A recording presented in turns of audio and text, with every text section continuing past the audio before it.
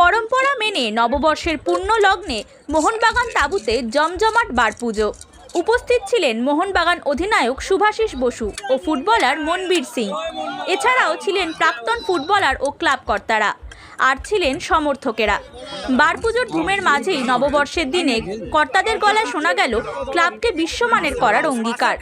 মাঠের লড়াইয়ে চ্যাম্পিয়ন হওয়ার পাশাপাশি মাঠের বাইরে পরিকাঠামো এবং প্রতিটি খেলায় সেরা হওয়া ক্লাবের প্রধান লক্ষ্য। সাংবাদিক বৈঠকে সচিব সৃঞ্জয় বসু বলেন, আমাদের একটাই রেজলিউশন, মোহনবাগান যেন সব জায়গায় শ্রেষ্ঠ হয়। আমাদের একটাই রেজলিউশন, মোহনবাগান যেন সর্ব জায়গায় শ্রেষ্ঠ। আমরা এটাই অঙ্গীকার করি যে শত বাধা সত্ত্বেও মোহনবাগান যেন সর্বশ্রেষ্ঠ হয়।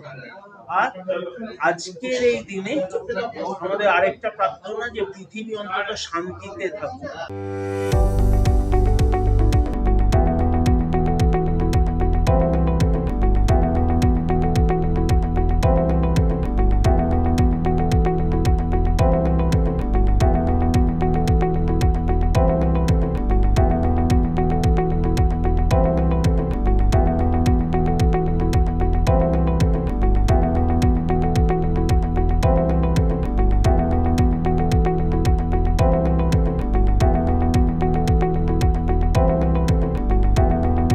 প্রেসিডেন্ট দেবাশিস দত্ত জানান, চ্যাম্পিয়ন হওয়ার রেজলিউশনের পাশাপাশি লক্ষ্য পরিকাঠামো তৈরি করা।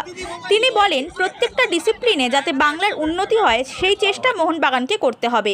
চ্যাম্পিয়ন হওয়া একটা কাজ, আর এই উন্নয়নটা আর একটা কাজ। তার সঙ্গে ক্লাবের পরিকাঠামো যেন আরও বাড়ে ও আধুনিক হয়।